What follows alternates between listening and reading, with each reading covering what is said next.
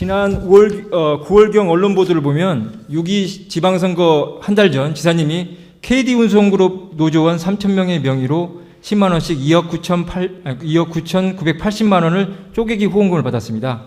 의도하지 않았더라도 본원과 많은 도민들이 보기에 KD운송그룹이 김문수 지사님께 편법적으로 후원한 것은 숨은 의도가 있다고 봅니다. 언론보도에 따르면 검찰 관계자가 회사를 잘 봐달라며 준 것으로 보인다고 말했습니다.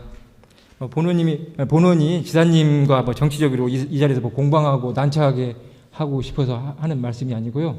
그럼 오해 없으셨으면 좋겠고요.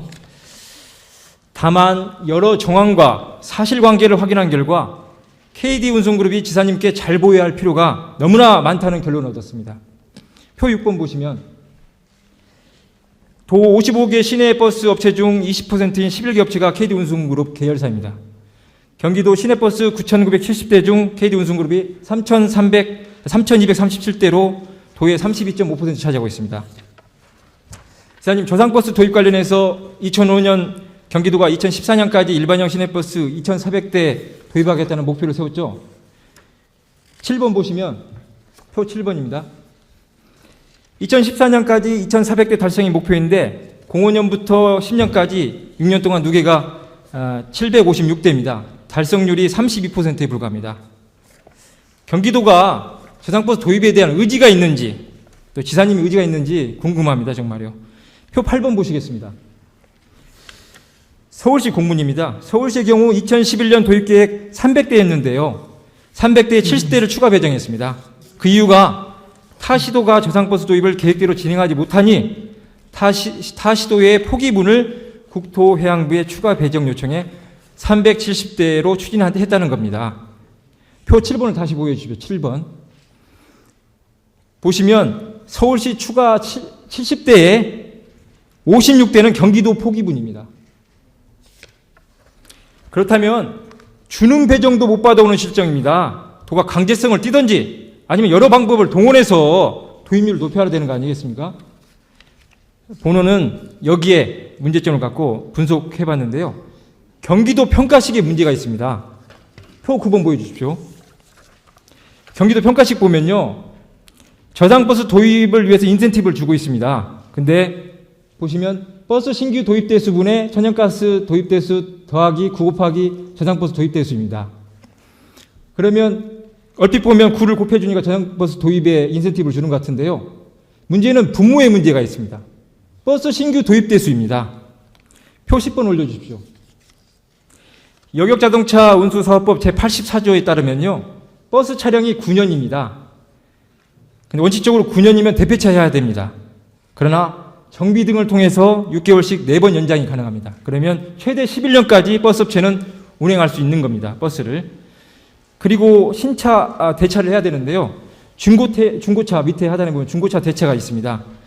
보통 차량이 3년 연한입니다. 근데 운송에 쓰였던 차량 같은 경우는 6년까지 운행이 가능합니다. 이게 중고차를 갖다 쓸 수가 있는 것이죠. 이러면 업체는 신차 도입을 할 필요가 없는 겁니다. 특히 한 업체가 지역을 독점하는 것은요 더 심합니다. 다시 9번 보여주십시오. 이제 평가식에 대입해 보겠습니다. A 업체가 신규 버스 도입을 한 대하고 그 중에 한 대를 저상버스 도입했을 경우 9가 나옵니다. 그리고 B 업체는 신규 도입 대수 5대 했는데요. 그 중에 4대를 저상버스 도입했습니다. 7.2가 납니다. 그러면 A 업체는 경영 및 서비스 평가를 통해서 더 많은 인센티브를 가져갑니다. 이게 과연 저상버스 도입하는 겁니까? 이해할 수가 없습니다. 따라서 보기에는 버스 신규 도입 대수를 도입하는 게 아니라요. 증차 또는 대폐차 대상수로 분모를 바꿔야 됩니다. 그리고 국토부 훈령은 보유 차량의 평균 차량 비교를 통한 자동차 현대화율을 적용하도록 하고 있습니다. 하지만 경기도는 이 항목 자체가 없습니다. 표 11번 보여주십시오. 11번. KD운송그룹이 경기도 버스 재정 지원액의 3년 평균 약 32.4%를 받아갑니다. 반면에 표 12번 보여주십시오. 저상버스 도입률은요 10.9%입니다. 경기도 평균 저상버스 도입률 12.34보다 1에서 2% 저조합니다. 표 12에서처럼요 보면 특히 광주시 경기고속 같은 경우는요, 612대 중 20대 저상버스 도입률이 3%입니다. 대원고속은요, 348대 중 3대 1%입니다. 남양주 경기버스도요, 109대 중 5대 저상버스 도입률 5%입니다. 재정 지원을 32.4%나 하고도 경기도가 KD운송그룹에게는 저상버스 도입을 적극 독려하지 못하고 있습니다. 그 이유가 뭔지 아십니까? KD운송그룹의 보유 차량 연한 이 타업체에 비해서 월등히 높습니다. 즉 노후 차량이 많다는 겁니다. 도민의 발로서 정말 안전한가 의문이 듭니다. 표 13 보십시오. 연식이 2005년 이전에서 2000년까지 1321대 40.8%가 KD운송그룹의 노후 차량입니다. 특히 독점하고 있는 광주시 같은 경우는 대원 경기고속인데요. 2005년 이전 노후 차량이 759대로 44.5%입니다. 심각합니다. 그러면 KD운송그룹을 제외한 업체 보십시오. 2005년 이전 것이 29.1%밖에 안 됩니다. 좀 더 세분화된 표는 14번 보시면 됩니다. 14표 14. 예, 세분화되어 있습니다. 다시 말해 버스 신규 도입수가 적기 때문에 차량이 높아지는 겁니다. 저상버스 도입이 적어지는 겁니다. 지사님, 국토부 운영처럼 자동차 현대화를 적용해서 인센티브를 주는 게 맞다고 봅니다. 보는요. 검토해 주십시오. 그건 다시 검토를 하겠습니다. 이 평가식을 봤을 때는요, 누구를 위한 것인지 모르겠습니다. 마치 KD운송그룹을 위한 산식입니다. 시간이 별로 없네요. KD운송그룹의 횡포가 정말 많습니다. 15번 보면 중부일보 나왔습니다. 좀 일방적으로 감차하고 정말 속수무책입니다. 다음은 KD운송그룹의 버스 운행 실태에 대해서 질의하겠습니다. 표 16번 보여주십시오. 표 16번 보시면 이것은 1년치 평균을 경기도 BIS 자료를 통해서 제가 분석한 겁니다. KD를 제외한 업체는 운행 준수율이 80% 이상입니다. 100% 육박합니다. 하지만 KD운송그룹 같은 경우는요, 70에서 80%가 주류를 이루고 있습니다. 그러니까 인가 운행 횟수도 지키지 못하고 있습니다. 저조합니다, 정말요. 경기도는 여기서 뭐 했는지 모르겠습니다. 다음 표 주십시오. 17페이지. 샘플을 3개 봤는데요. 그러니까 경기상운 같은 경우는 16대, 경기고속은 14대, 경기운수 노선별 7대. 이건 샘플 3개 노선입니다. 운행하지 않고 있습니다. 그러면 어디에 있습니까? 이 차들은 차고지에 있습니까? 다음 표 21번 보여주십시오. 자, 많은 예산을 들여서 BIS를 구축하고도 표 21번에서 보는 바와 같이 적자 노선에 대한 운영 계산금 지원과 관련해서 업체가 유류대나 임금을 부풀릴 가능성이 농후합니다. 이 자료를 아까 말씀 BIS 구축된 실제 운행된 차량 수, 그 다음에 운행 횟수까지 정확히 분석됐는데 이것을 실제 장부상하고 일치하는지를 전혀 적용하지 않고 있습니다. 경기도는. 도열세가 600억에서 700억 원이 들어갑니다. 2중, 3중에 점검이 필요한데 그렇지 못하고 있습니다. 지사님, 평가 시스템의 재정비가 필요합니다. 다음입니다. 시내버스 폐선과 관련해 질의하겠습니다. 표 22번인데요. 지난 3년간 폐선된 노선이 608개입니다. 그 중에 324개, 53.4%가 KD운송그룹이 한 것입니다. 특히 광주시 경기 대원고속이 279개로 45.9%를 대부분 차지하고 있습니다. 그러니까 KD운송그룹은 경기도 전역에서 노선 신설도 마음대로 하고 노선 폐선도 마음대로 전행을 저지르고 있습니다. 오늘은 이제 버스가 와야 될지 도민은 버스 정류장에서 발을 동동 구르고 있는 겁니다. 시사님, 이 현실을 알고 계셨습니까? 글쎄요, 저희는 KD운송그룹이 잘하는 줄 알고 있었는데 이거는 잘못 알고 계신 거죠. 의원님 말씀 들으면 아주 잘못하는 것만 많이. 진짜 잘못하고 있습니다. 네. 지사님, 일방적 폐선만 하는 게 아닙니다. KD운송그룹은 기존 업체 노선 잠식을 위해 편법적인 신설을 시도하고 있습니다. 또 소기의 목적을 달성하면 잠식하고 폐선하고 있습니다. 예를 하나 들겠습니다. 대원버스 650번인데요. 1년 전 안양시와 협의 없이 광주시를 통해서 650번을 서울 안양간 노선을 신설했습니다. 근데 안양시 지역을 침범하고 잠식을 시도했으나 화영운수 등이 반발하자 군포 3본 신도시까지 축소 운행했습니다. 운영 수익이 없어서 3개월 전 폐선했습니다. 그러니까 KD 운송그룹이 노선을 침범당했는데 이제 기존 경쟁력 있는 화영운수가 강경 대응하니까 이제 묘면한 경우입니다. 침범을 안 당한 경우죠. 그리고 표 25번 보겠습니다. 다음은 KD 운송그룹이 하남 시내버스 30-5번을 불법적으로 인수하는 과정을 설명드리겠습니다. 하남시 30-5번이요. 하남에서 잠실 구간입니다. 지금 알짜 노선입니다. 기존에 하남 시내버스가 운행했는데요. 경기고속이 지난해 11월 24일 이 노선을 통과하는 기존 시외버스가 있습니다. 정류장을 거치지 않고 가는 시외버스가 30-6번이 있었는데요. 이것을 편법적으로 시내버스로 전환했습니다. 경기도가 여기서 업종전환 인가를 해주었습니다. 그래서 3개월간 1일 월평균 25회, 38회, 40회 3개월 운행했습니다. 그래서 하남 시내버스 30-5번과 겹치기 운행했습니다. 그래서 이를 통해서 적자를 유도하고요. 올해 1월부터 인수 절차가 들어가서 올해 4월경 하남 시내버스 30-5번을 인수했습니다. 그리고 여기서 인수하기 위해서 쓰였던 이 수단인 30-6번은 현재 운행하지 않습니다. 표 26번 보여주십시오. KD 운송그룹 홈페이지입니다. 캐치한 건데요. 30-6번 운행하지 않습니다고 표기되어 있습니다. 이렇게 마음대로 만들었다가요. 인수에 들어가니까 운행하지도 않습니다. 예, 더 과간인 것은요. 30-6번 노선 폐지 관련 답변 자료입니다. 경기도 답변 자료입니다. 저 밑에 있습니다.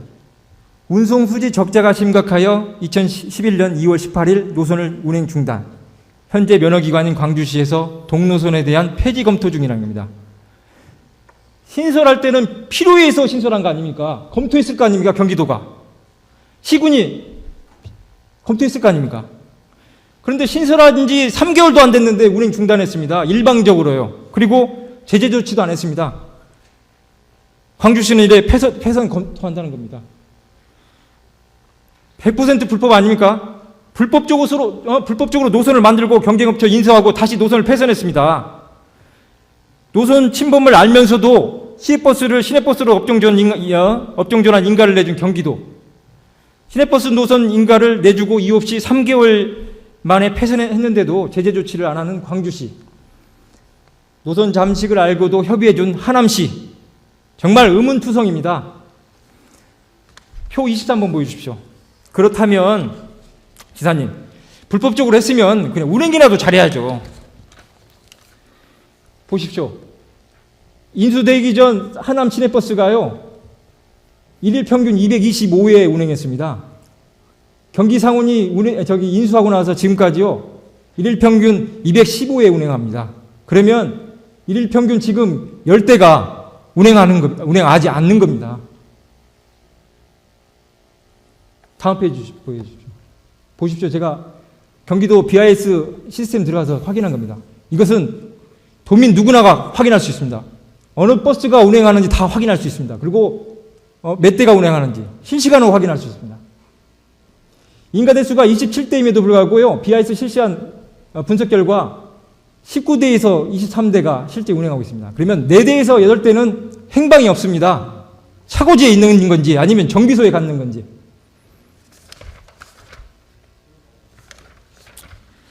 심각합니다. 지사님, 이와 관련해서 성역 없는 철저한 감사를 촉구합니다.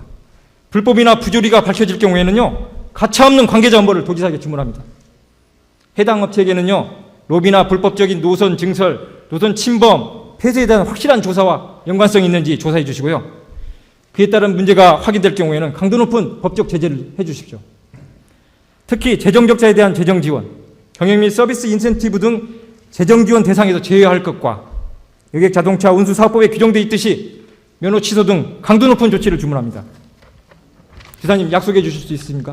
물론입니다. 뭐 불법한 노선이나 위법, 부당, 불법 이런 것들은 의원님 지적하신 거는 물론이고 그 외에도 언제라도 말씀하시면 뭐 한 점 문제 없이 투명하고 엄중하게 처리하도록 하겠습니다. 예. 뭐 제가 다시 한 말씀드리지만 버스는 사실 우리 경기도의 버스가 다들 그동안 적자에 허덕여서 어려웠는데 환승 할인제가 되면서부터 조금 나아졌습니다. 그래서 버스 부분에 무슨 특혜를 주고 할 그런 여지도 없었습니다. 다만 CNG 버스에 대해서는, 저상 버스에 대해서는 서울과 우리가 조건이 좀 다릅니다. 그래서 물론 인센티브 준 건 이런 거는 제가 볼 때 잘못됐다 보는데, 서울시처럼 그 시내를 다니는 데 하고 우리처럼 외곽을 뛰는 데 하고 전혀 조건이 다릅니다. 서울하고 우리하고를 평면 비교할 수 없습니다. 네, 그렇습니다. 그 조건을 알고 있는데요. 제가 광주시도 가봤습니다. 그리고 실제로 운행된 노선도 다 받았는데요. 광주시가 1%, 3% 저상도 버스 도입한다는 게 말이 됩니까? 수치상이 말해주는 겁니다.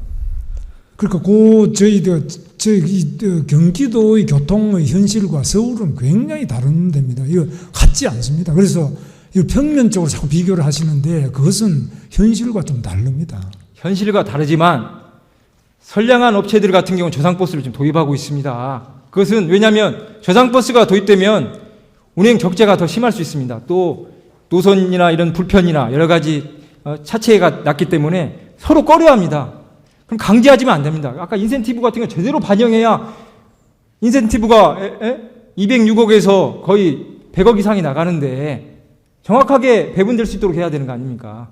그렇지 않습니까? 그러니까 이런 게 있습니다. 이제 방금 의원님 질문하시는 가운데서 경기 대원 고속버스가 문제가 있는 불법 부당한 부분은 다 조사해서 처벌됩니다. 그리고 그 버스 회사가 그렇게 악질적이고 나쁜 것만 하면은 지금 어떻게 저렇게 존립이 하겠습니까? 그래서 우리 경기도만이 아니라 전국의 최대 버스 업체입니다. 그래서 알겠습니다. 이 버스 업체가 그렇게 부도덕하고 잘못되면은 그거는 존립이 안 됩니다. 오늘 KD 운송그룹이 뭐 잘못한 것만 있겠습니까? 단지 잘못된 부분은 정확히 짚고 나가야죠. 물론 그렇게 하겠습니다. 그걸 요구하는 거 아닙니까? 네, 그 점은 그렇게 처리하겠습니다. 네.